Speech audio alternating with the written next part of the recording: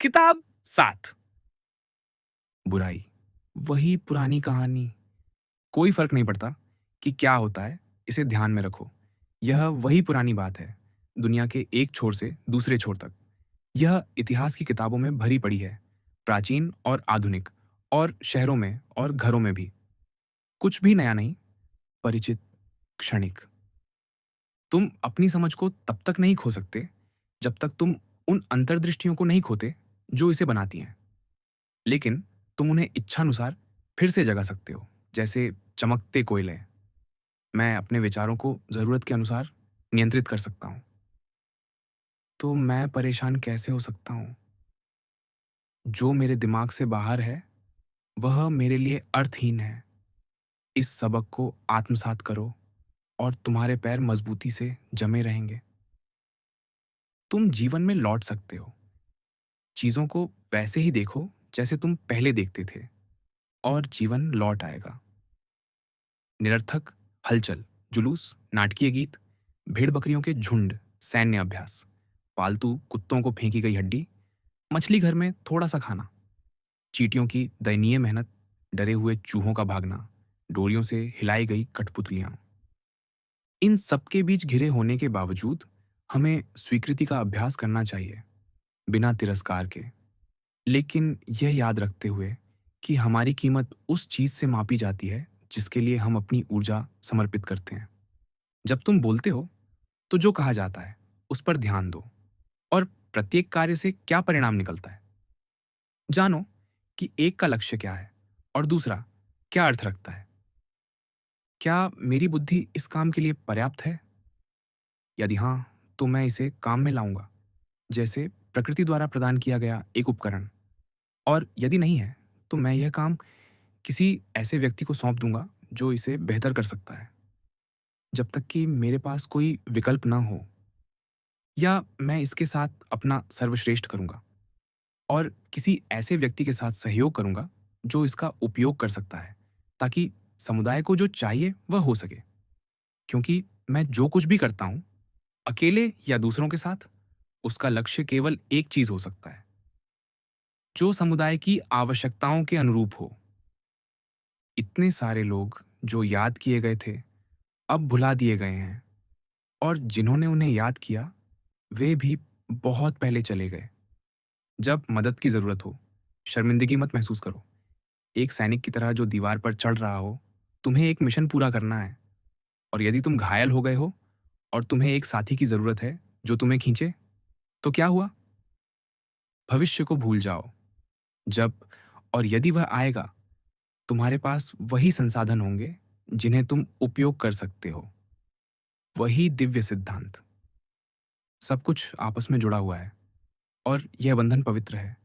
इसके हिस्सों में से कोई भी असंबद्ध नहीं है।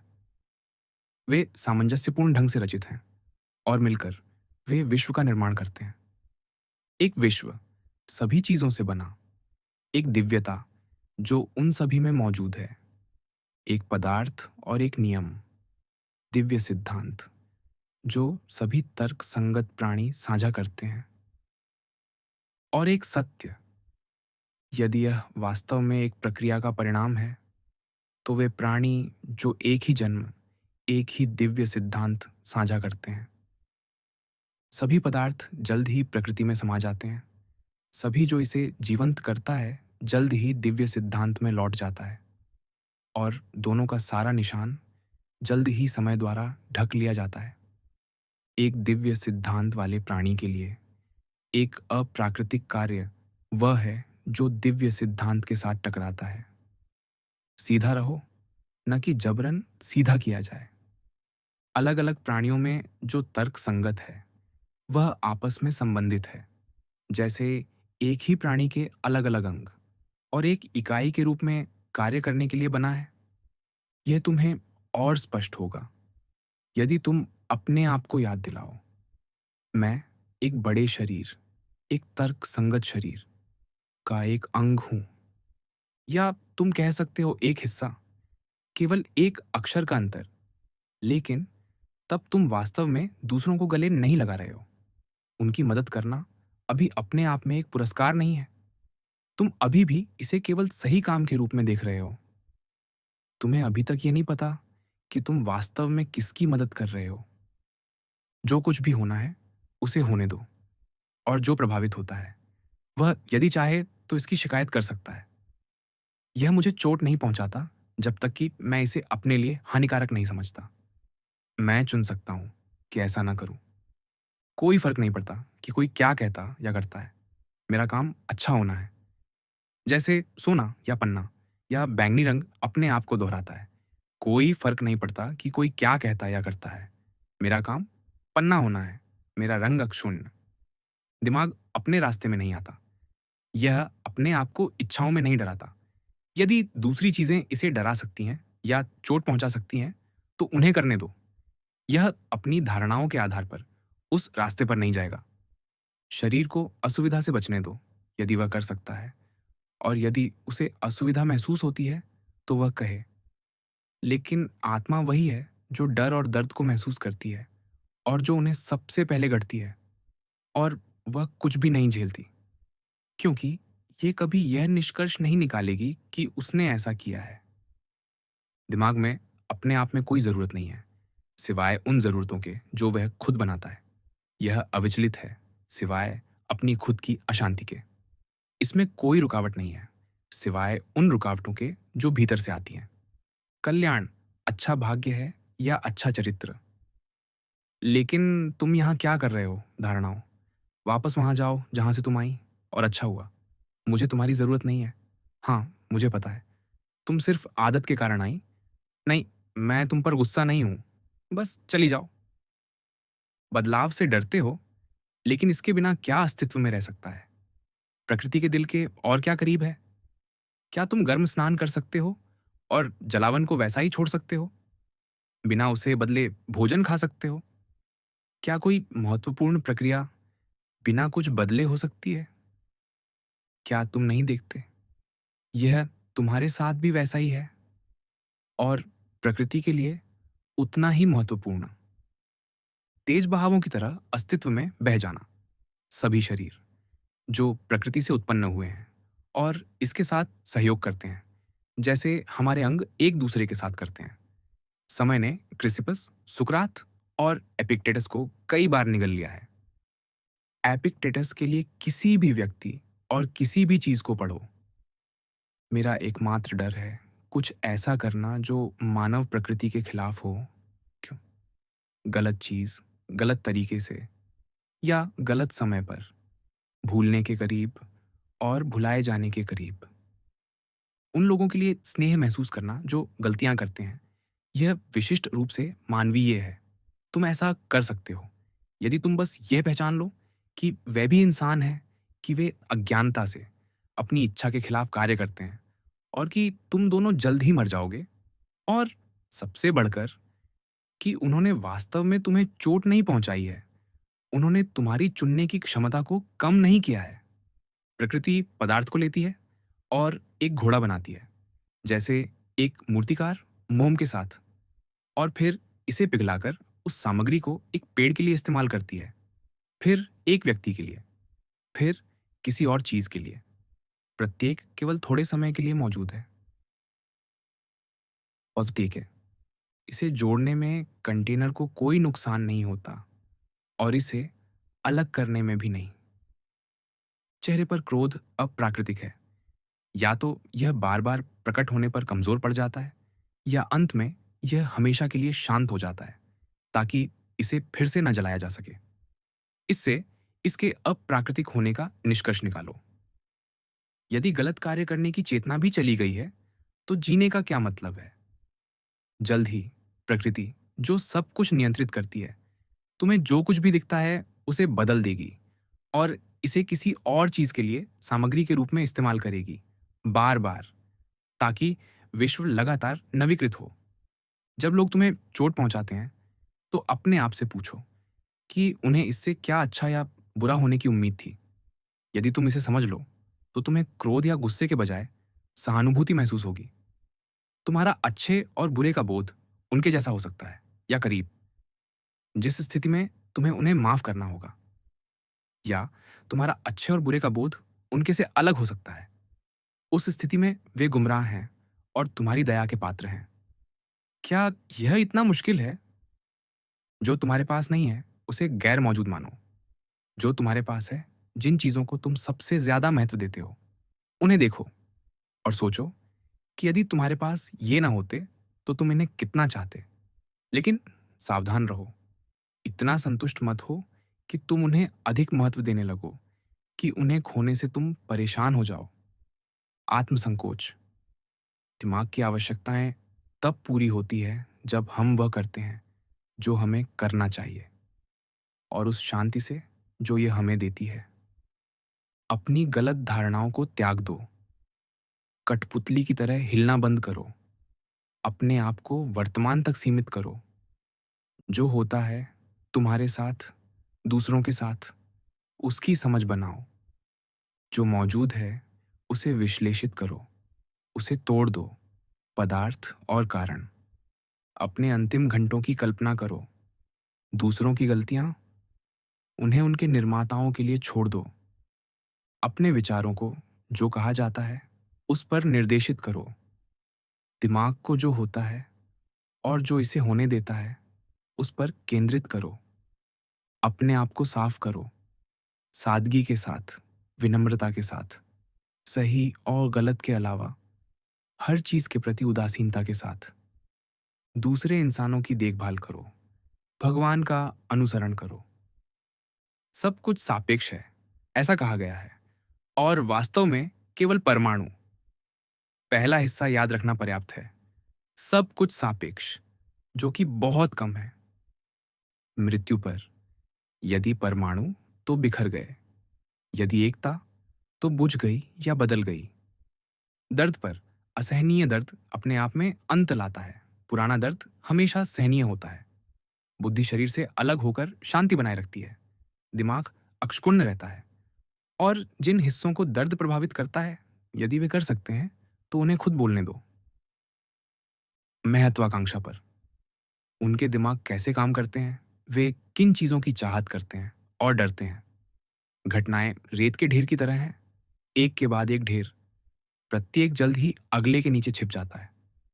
यदि उसका दिमाग उदारता से भरा है, सारे समय, सारे अस्तित्व को समझने के साथ, तो क्या तुम सोचते हो कि हमारा मानव जीवन उसके लिए कुछ मायने रखेगा? बिल्कुल नहीं, उसने कहा। यह मृत्यु बहुत डरावनी होगी। बिल्कुल भी नहीं। राजपथ, अच्छे कर्मों से बुरी ख्याति अर्जित करना। शर्मनाक कि दिमाग चेहरे को नियंत्रित करे, उसे अपनी इच्छानुसार आकार दे और ढाले, लेकिन अपने आप को आकार न दे और ढाले। और हमें विश्व पर क्यों गुस्सा करना चाहिए, जैसे कि विश्व इसे नोटिस करेगा। तुम हमें और ऊपर वालों को खुशी दे सकते हो। खड़े अनाज के डंठलों की तरह जीवन की कटाई करना, उगना और कटना बारी बारी से। यदि मैं और मेरे दो बच्चे देवताओं को नहीं हिला सकते, तो देवताओं के अपने कारण होंगे। क्योंकि जो न्यायपूर्ण और अच्छा है, वह मेरे पक्ष में है। कोई विलाप का कोरस नहीं, कोई उन्माद। तो मेरे लिए एकमात्र उचित जवाब यह है, तुम बहुत गलत हो मेरे दोस्त। यदि तुम सोचते हो कि कोई भी व्यक्ति जो अपनी कीमत जानता है, मृत्यु के जोखिम की परवाह करता है और केवल इस पर ध्यान देता है कि वह जो कर रहा है वह सही है या गलत, और उसका व्यवहार एक अच्छे व्यक्ति का है या बुरे का। ये ऐसा है, जूरी के सज्जनों, जिस जगह पर एक व्यक्ति ने खुद को तैनात करने का फैसला किया है, या जहां उसका कमांडिंग ऑफिसर उसे तैनात करता है, ठीक है, मुझे लगता है कि उसे वहीं खड़े होकर दुश्मन का सामना करना चाहिए और मारे जाने की चिंता नहीं करनी चाहिए, या किसी और चीज की, सिवाय अपने कर्तव्य के। लेकिन मेरे अच्छे दोस्त, इस संभावना पर विचार करो कि उदारता और गुण जीवन के नुकसान या संरक्षण के पर्याय नहीं है। क्या यह संभव नहीं है कि एक वास्तविक व्यक्ति को यह भूल जाना चाहिए कि उसे कितने साल जीना है, और उसे जीवन से चिपके नहीं रहना चाहिए, बल्कि इसे देवताओं पर छोड़ देना चाहिए, जैसा कि महिलाएं कहती हैं, यह स्वीकार करते हुए कि कोई भी अपनी नियति से नहीं बच सकता और अपना ध्यान इस बात पर देना चाहिए कि वह अपने सामने के जीवन को सर्वश्रेष्ठ कैसे जी सकता है। तारों के मार्गों को देखो, जैसे कि तुम उनके साथ घूम रहे हो। लगातार यह ध्यान में रखो कि तत्व एक दूसरे में कैसे बदलते हैं। ऐसे विचार नीचे की जिंदगी की कीचड़ को धो देते हैं। प्लेटो ने ठीक कहा, यदि तुम लोगों के बारे में बात करना चाहते हो तो तुम्हें पृथ्वी को ऊपर से देखना होगा। झुंड, सेनाएं, खेत, शादियां, तलाक, जन्म, मृत्यु, शोरगुल वाले कोर्ट रूम, निर्जन स्थान, सभी विदेशी लोग, छुट्टियां, शोक के दिन, बाजार के दिन, सब कुछ मिला जुला, विरोधों का सामंजस्य। अतीत को देखो, साम्राज्य के बाद साम्राज्य, और इससे भविष्य का अनुमान लगाओ। वही चीज, घटनाओं की लय से कोई बचाव नहीं। यही कारण है कि 40 साल तक जीवन का निरीक्षण करना उतना ही अच्छा है जितना 1000 साल।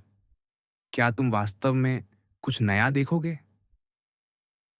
पृथ्वी की संतानें पृथ्वी पर वापस, लेकिन जो स्वर्ग से जन्मा है वह स्वर्ग में लौट जाता है। या तो ऐसा, या परमाणुओं का समूह अलग हो जाता है और किसी न किसी तरह असंवेदनशील तत्व बिखर जाते हैं।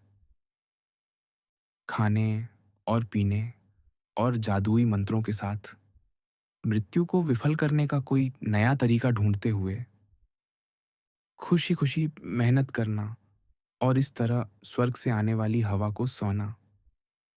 एक बेहतर पहलवान, लेकिन एक बेहतर नागरिक नहीं, एक बेहतर व्यक्ति नहीं, तंग जगहों में एक बेहतर संसाधन नहीं, एक बेहतर क्षमाशील व्यक्ति नहीं। जहां कहीं भी कुछ ऐसा किया जा सकता है जैसा कि देवताओं और मनुष्यों द्वारा साझा दिव्य सिद्धांत निर्देशित करता है, वहां सब कुछ व्यवस्थित है। जहां हमारा प्रयास उत्पादक होने के कारण लाभ होता है, क्योंकि यह हमारी प्रकृति के साथ कदम मिलाकर आगे बढ़ता है, वहां हमें कुछ भी डरने की जरूरत नहीं है। हर जगह, हर पल तुम्हारे पास यह विकल्प है, इस घटना को विनम्रता के साथ स्वीकार करना, इस व्यक्ति के साथ वैसा व्यवहार करना जैसा उसे करना चाहिए, इस विचार को सावधानी से देखना ताकि कुछ भी अतार्किक न घुस आए।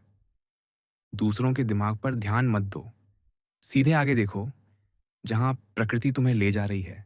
सामान्य रूप से प्रकृति, जो तुम्हारे साथ होने वाली चीजों के माध्यम से, और तुम्हारी अपनी प्रकृति तुम्हारे अपने कार्यों के माध्यम से। हर चीज को वह करना होता है जिसके लिए वह बनाई गई थी, और अन्य चीजें दिव्य सिद्धांत वाले लोगों के लिए बनाई गई थीं। इस मामले में जैसे अन्य में, निचली चीजें उच्च चीजों के लिए मौजूद हैं और उच्च चीजें एक दूसरे के लिए।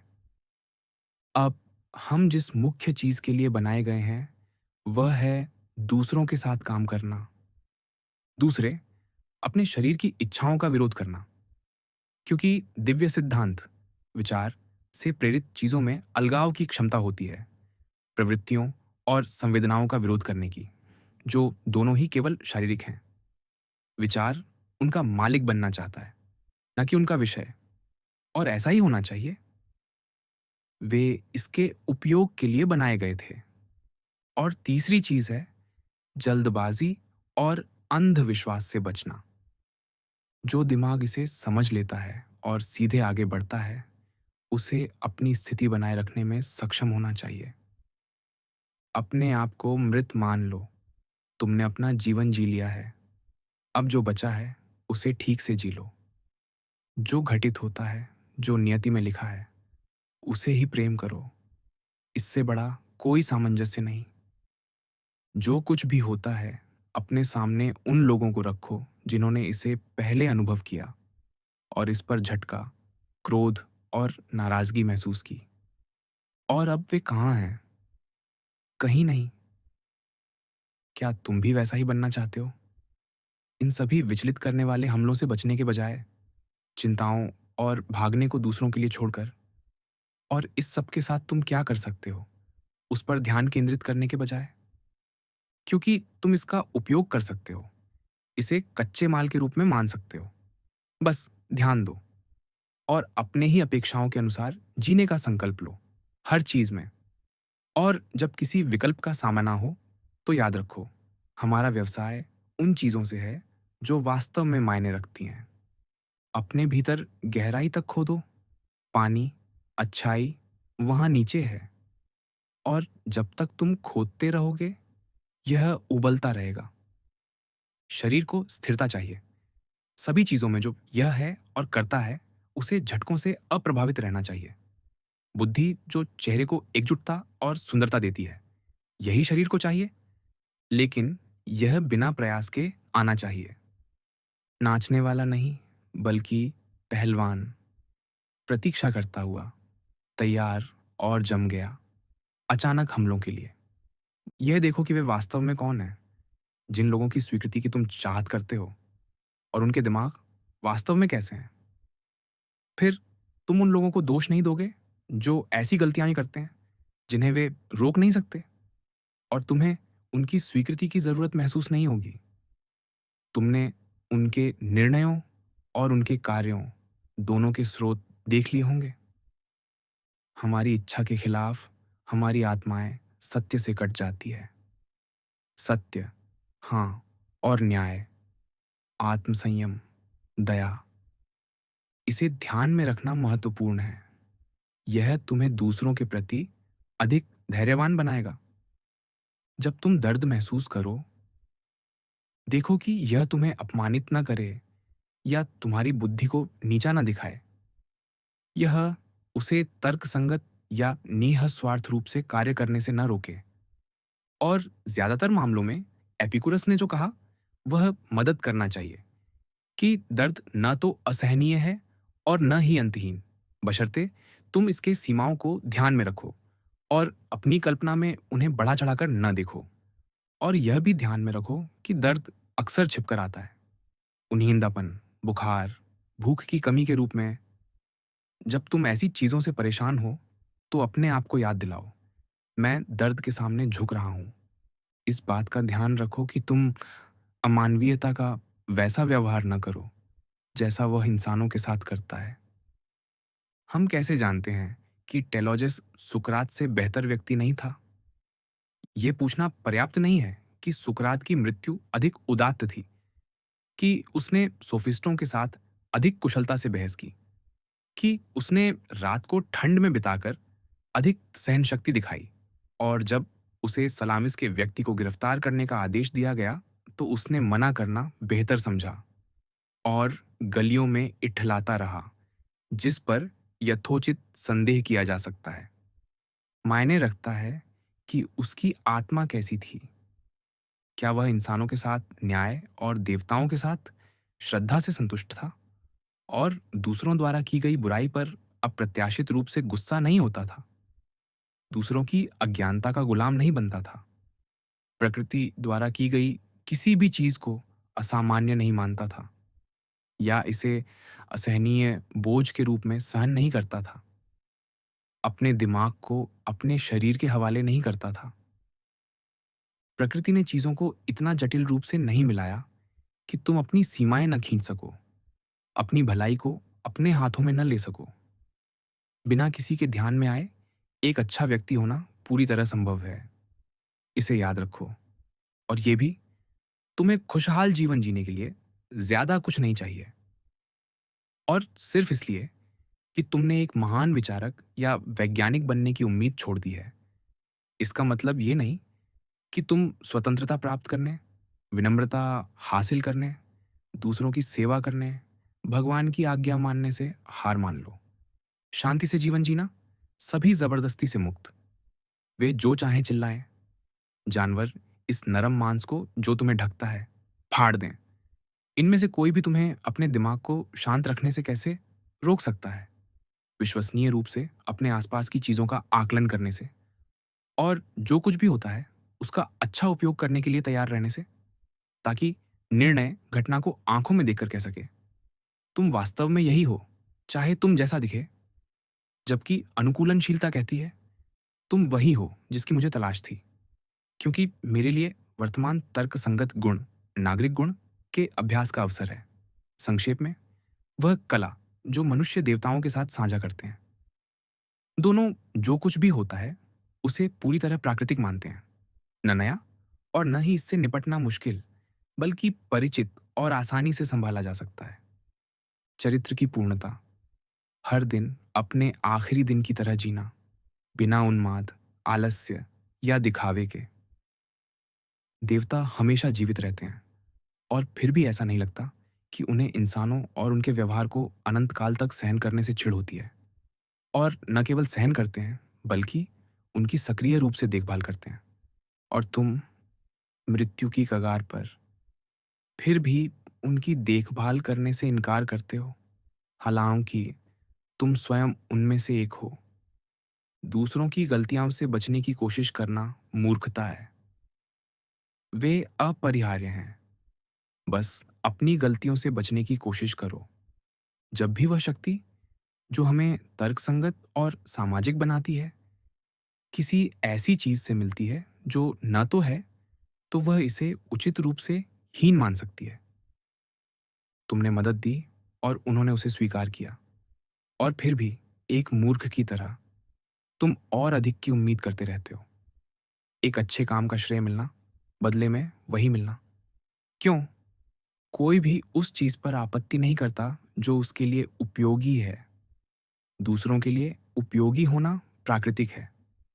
तो उस चीज पर आपत्ति मत करो जो तुम्हारे लिए उपयोगी है। उपयोगी होना।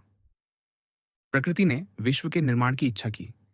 या तो सब कुछ जो मौजूद है तार्किक रूप से अनुसरण करता है, या फिर वे चीजें भी जिनके लिए विश्व की बुद्धि अपनी इच्छा को सबसे अधिक निर्देशित करती हैं, पूरी तरह से बेतरतीब है। कई परिस्थितियों में शांति का स्रोत